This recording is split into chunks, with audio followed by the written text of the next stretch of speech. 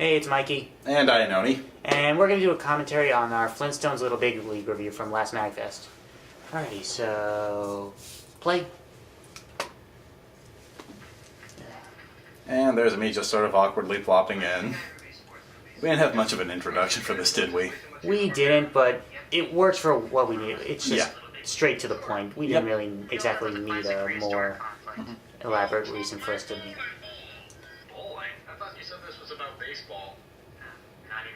One of the first things we thought of when we were watching it. Yes. And I'm still not entirely sure I consider bowling a sport. That's, on the sides, is the parts of Casey's title card. Just the way she drew it, I was able to insert it so it was in behind the footage. Which is, this is probably the only time I've been able to actually do that. And I think it looks nice. And thanks a lot for the title card, Casey. It came out great. It did. And there's my candlepin bowling joke that only one person got, I'm guessing. And it's not me. I still to this day have no idea what that joke was for. But he told me to play it in, so... Yeah, that... If you're from Massachusetts, you know what candlepin bowling is.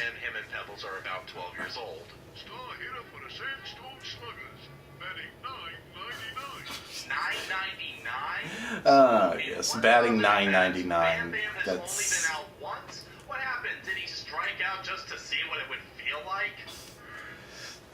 The shark throws. I don't think that we actually have that in the script. It's just to make me have some kind of reaction to it. Yeah.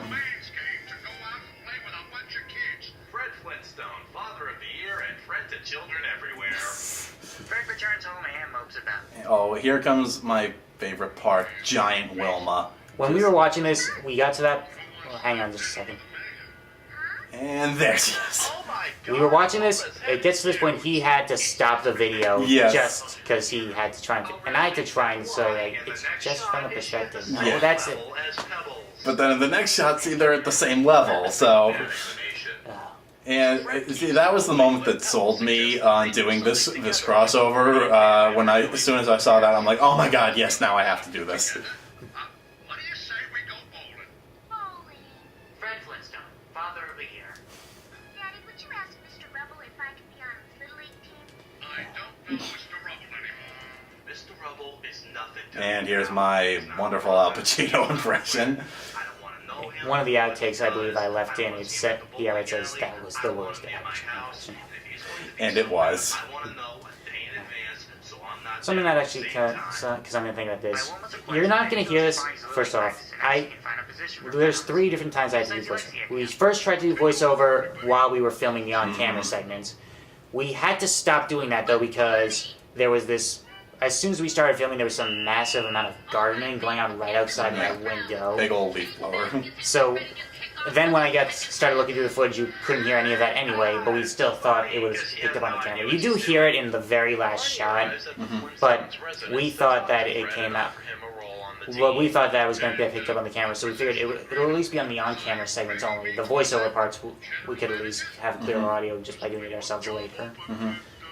And then when I had to dub over some of my other audios, which is why some of it sounds a little inconsistent, just because I was listening through it and I was like, okay, I can do this take better. It sounds just a little too off. And there's one take where the only good take was where I talked right into the mic and it made a loudest popping sound. I could not use that take.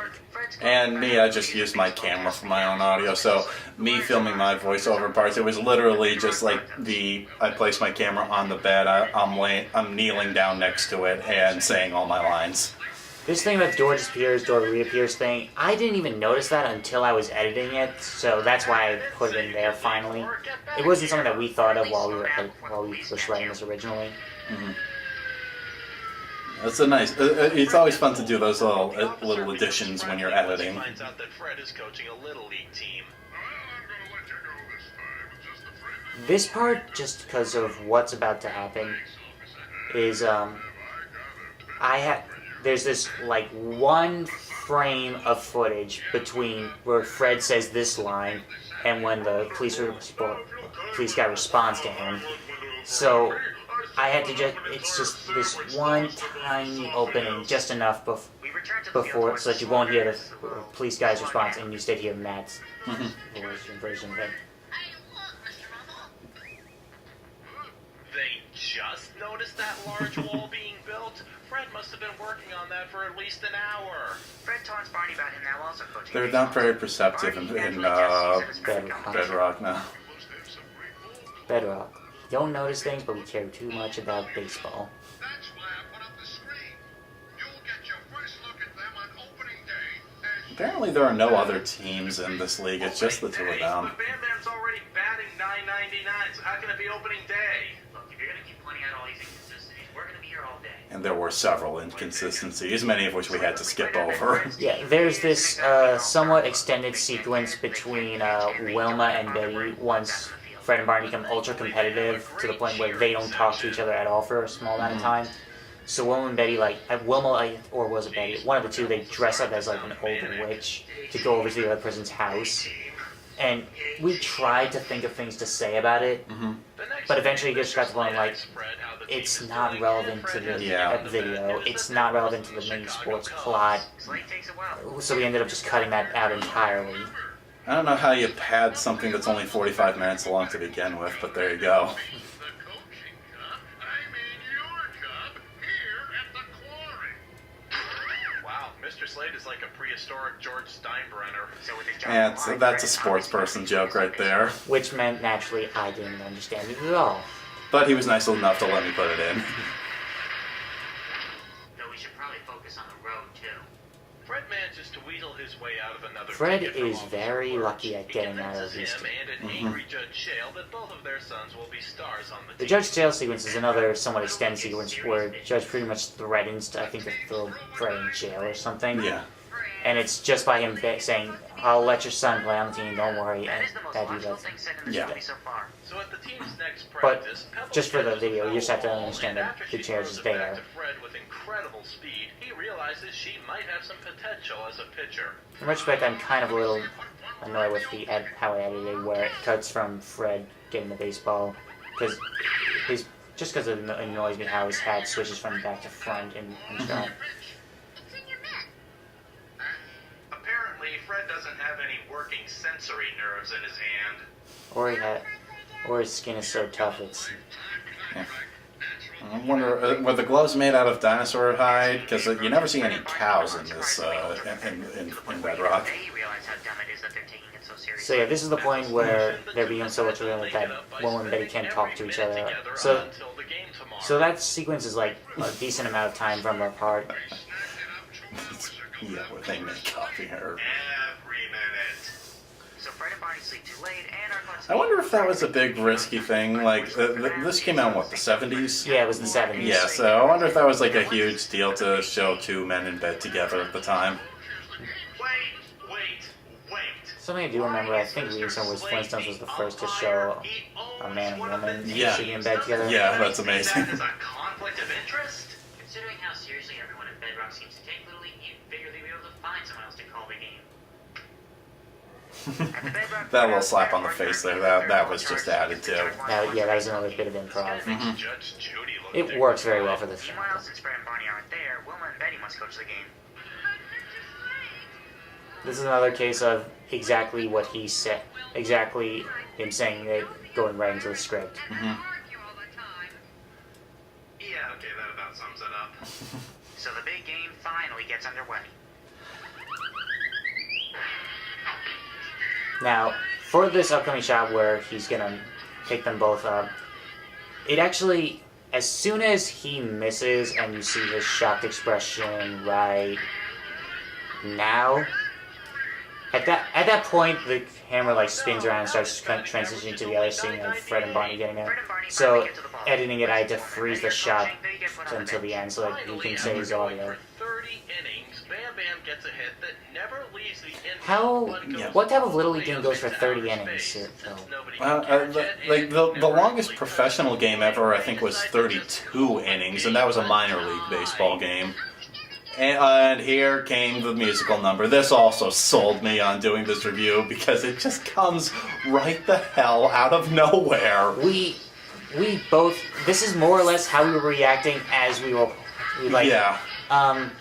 what do we do? Yes. And this goes on for like 2 whole minutes. Yeah. It starts with just the kids, then they sing a whole nother verse. Then after that, Fred and Barney sing a verse, Yes. and then I think it ends with like a full chorus of all of them singing together. Yeah. And then the movie just ends right there. Shit! Alright, I was going to give this one a free pass. And because it's up until really the just end, it was just completely, your average, harmless excuse the pun, out of vampire left cartoon. field. But that ending is just unforgivable. The song is terrible, and no one has ever been It's- that happy about a game ending in a tie. Just ask Bud Selig. Another sports reference I didn't understand. Yeah, that was in reference to, I think it was what, the 1999 Major League Baseball All-Star Game, or I can't remember what year it was, but no, it definitely wasn't 99. 99 was at Fenway, but it was a Major League All-Star Game that ended in a tie, and the audience was just furious about it. This is the only shot where you might hear the background audio from the gardening that was occurring at the time.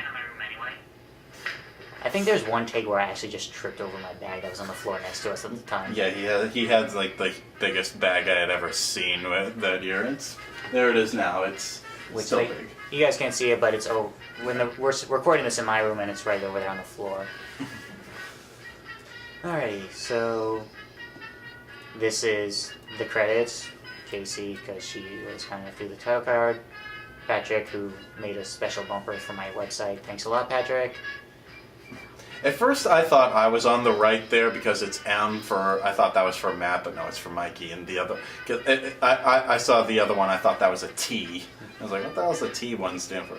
Oh yes, Oh, and yeah, no, that this was is not Pamela Anderson. Yeah, presumably, since I wrote that, we had to release this, that isn't actually Pamela Anderson. Apparently, it's just some other actress who did have the exact same name. Small world. Okay, so that was our Flintstones Little Big League review. Thanks for listening to us commentate on it.